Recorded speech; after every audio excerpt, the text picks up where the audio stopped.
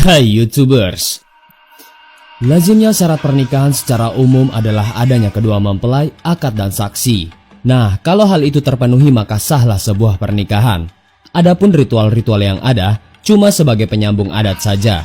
Kalaupun seumpamanya nggak diadakan pun ya nggak akan mengurangi esensi atau kesahihan sebuah pernikahan. Nah, jika di banyak tempat pada umumnya pernikahan seperti itu, tapi ternyata tidak di belahan bumi lain.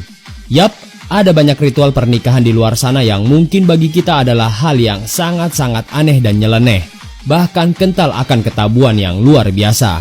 Berikut daftar 5 perkawinan paling super aneh dan nyeleneh di dunia. Tapi sebelum masuk ke daftar, di bawah video ini ada tombol subscribe atau tombol berlangganan. Kalau kalian suka dengan konten-konten daftar 5, kalian bisa menekan tombol itu untuk berlangganan video atau konten daftar 5. Dan ini gratis. Oke, lanjut. Ritual remaja harus berhubungan dengan wanita paruh baya. Di Mangaja, sebuah kepulauan yang ada di selatan Samudra Pasifik, diketahui kalau memberlakukan sebuah ritual perkawinan super nyeleneh yang tabu luar biasa. Jadi, di sana diwajibkan untuk para remaja laki-laki yang sudah beranjak dewasa untuk memilih salah satu wanita paruh baya di sukunya dan kemudian melangsungkan perkawinan. Dalam arti kawin sebenarnya dalam tanda kutip. Ritual ini sendiri bukan cuma untuk cinta satu malam saja, oh indahnya. Tapi para remaja amatir ini bakal tetap bersama pilihan wanita parubayanya dalam rentang waktu yang tidak ditentukan. Dan tujuan ritual ini adalah sebagai bukti kalau si remaja sudah menjadi pria dewasa dan siap mencari pasangan hidupnya sendiri. Ritual tukaran istri untuk membunuh roh-roh jahat. Cerita atau kisah tukaran istri mungkin cuma ada di cerita-cerita bualan erotis yang tidak jelas esensinya. Tapi siapa yang menyangka kalau hal seperti ini ternyata beneran ada di dunia nyata. Sebuah suku di Siberia Timur konon melakukan ritual semacam ini. Jadi ada masa di mana para laki-laki yang sudah beristri akan membuat kesepakatan untuk bertukar pasangan masing-masing. Dan hal ini konon dilakukan agar roh-roh jahat bisa dibunuh. Bukan cuma itu, konon di tempat ini juga cukup lazim untuk seorang wanita memiliki beberapa suami sekaligus. Ritual memilih pria idaman dengan cara mencicipinya. Biasanya dalam ritual perjodohan suku-suku di dunia mayoritas didominasi oleh pria. Maksudnya begini, dalam hal ini sang prialah yang berperan aktif dalam memilih calon pendampingnya. Nah, kalau biasanya begitu, tapi hal seperti ini tidak ada di kamus adat suku Kreung yang ada di pedalaman Kamboja. Kebalikannya, wanita yang justru berperan aktif memilih calon pasangannya. Caranya sendiri terbilang sangat ekstrim.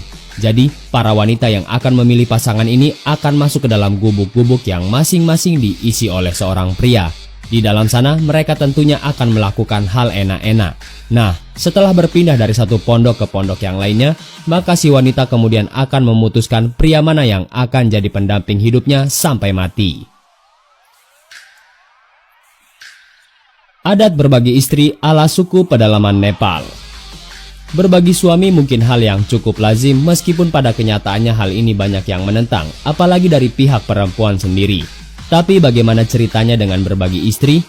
Semua orang pasti sepakat kalau hal tersebut adalah hal yang gila.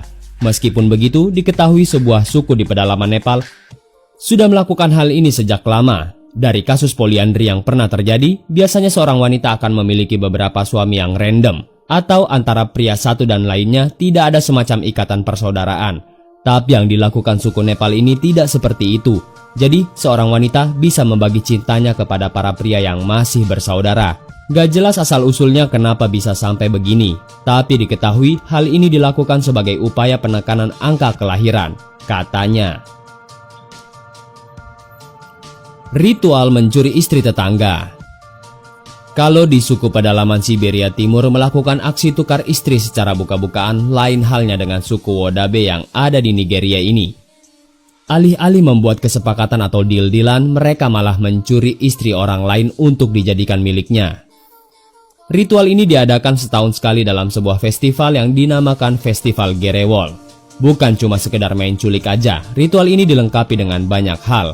Misalnya, pihak pria harus berpakaian super mencolok dan kemudian melakukan tari-tarian yang khusus. Mencuri istri orang lain di ritual ini tentunya bukanlah hal yang gampang. Tapi kalau mereka memang berhasil melakukannya tanpa ketahuan, maka mereka secara resmi mendapatkan istri baru dari istri orang. Well, itulah ritual-ritual perkawinan paling nyeleneh di dunia.